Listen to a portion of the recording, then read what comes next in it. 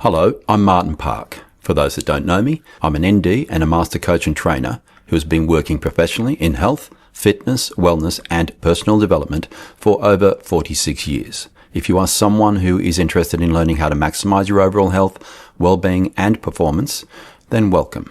Today, I want to talk to you about an age-old saying that our grandparents knew very well, and that is, don't throw the baby out with the bathwater. And for those unfamiliar with this phrase, let me start with a story that perfectly illustrates what it means. 7 months ago, in the small gym in my apartment building, the screws fell out of the bench tops on the weight benches. This meant that when someone tried to use them, the bench tops would potentially, and most likely did, fall onto the floor and possibly with someone still sitting on top of them. It was clearly a safety hazard, so I politely began asking the building concierges, the building management team, and the building owners corporation to fix them. Not replace them, just fix them. A few screws, maybe 10 minutes of work. For 7 months, I asked repeatedly. I explained that they were dangerous in their current state. I pointed out that they just needed some basic maintenance. I also emphasized that these were valuable pieces of equipment that people relied on for their workouts. And do you know what their solution was after my 7 months of requests?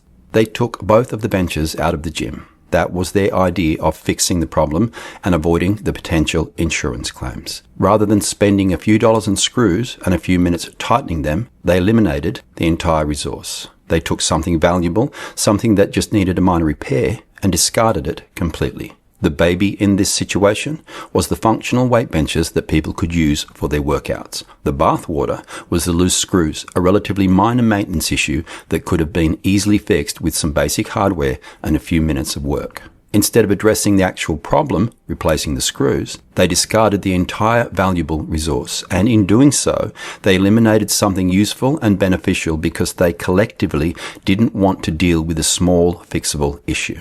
This is exactly the kind of extreme all-or-nothing response that the phrase "don't throw the baby out with the bathwater" warns against. Rather than a proportionate solution that would have restored the benches to working condition, they chose the nuclear option, total removal, which is completely absurd. And nowhere do I see this happening more frequently or with more devastating consequences than in the realm of diet, food, and eating. Here is what I've observed happening again and again. Someone reaches a point where they're feeling unwell. Maybe they're overweight. Maybe they're experiencing low energy, low well-being, or chronic health problems. With a bit of self-research and questioning, they recognize, often correctly, that their current eating patterns are contributing to their troubles. So far, so good. This is actually a moment of clarity, a recognition that change is needed. But then, instead of looking at what specifically needs to be addressed within their current lifestyle, instead of identifying the actual problems within their current approach, they jump headfirst into an extreme solution. Carnivore, paleo, keto, vegan, raw food, intermittent fasting, whatever the latest trend is that they believe is going to be the answer to their problems. Let me paint you a picture of what this looks like in practice. Take someone who's been living on fast food, processed snacks, sugary drinks, and nutrient-poor foods for years. They're feeling terrible,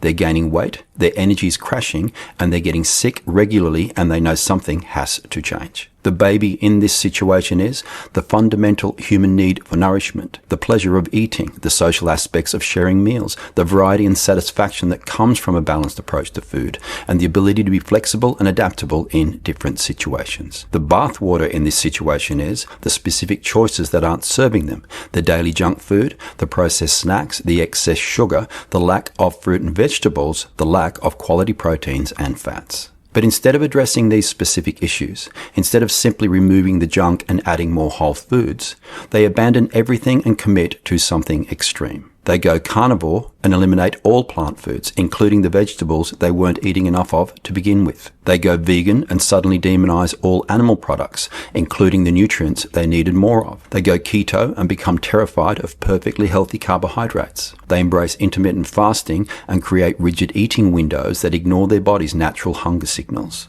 It's as if they believe that because their current relationship with food isn't working, they need to eliminate the entire concept of a balanced, intuitive eating system and instead replace it with a rigid system. And here's what happens. Initially, they feel better. because they've eliminated the actual problems, the junk food, the overeating, the poor quality choices. But they've also eliminated a lot of things that weren't problems at all. And in doing so, they've created a new set of restrictions, rules, and limitations that weren't necessary. This is what I find most concerning about the throw the baby out with the bathwater approach to diet and eating. It robs people of the opportunity to develop genuine wisdom and understanding about their own bodies and needs. Think about it. If someone has been eating poorly for years, what they actually need is to learn how to eat well. They need to understand how different foods affect their energy, their mood, their well-being. They need to reconnect with their hunger and fullness signals. They need to discover what true nourishment feels like and how to achieve that via a specific diet for their specific life.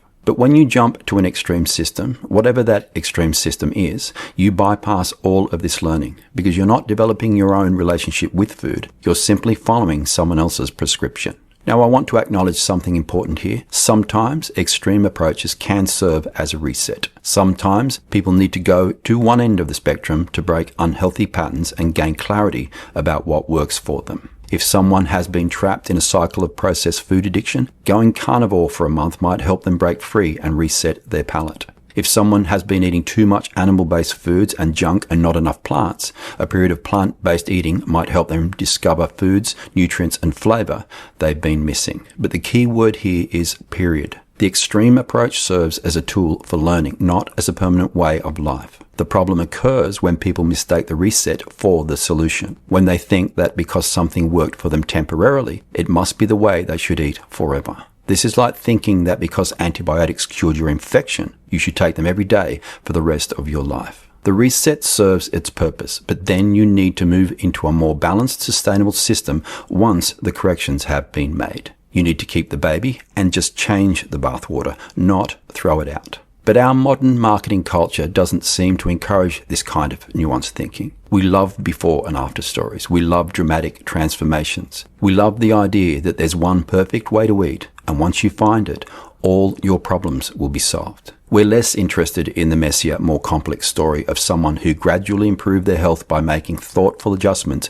over time. But the person who learns to make these adjustments, who learns to identify what's working and what isn't, who learns to make changes without throwing everything away, is the person who develops lasting wellness. So as you think about your own health journey, ask yourself, are there areas where you might be throwing the baby out with the bathwater? Are there aspects of your current approach that are actually serving you well, even if other aspects need adjustment? Are there specific problems that could be addressed with targeted changes rather than wholesale abandonment of everything you're currently doing? Because the path to better health isn't about finding a completely new way of being. It's about recognizing what's already working and building on that foundation, and about understanding that wisdom lies not in extremes, but in the ability to discern what serves you and what doesn't, and to make adjustments accordingly. Remember, your health is too precious to throw away because of a few loose screws. Fix what needs fixing, keep what's working. For those that need my assistance with any of this,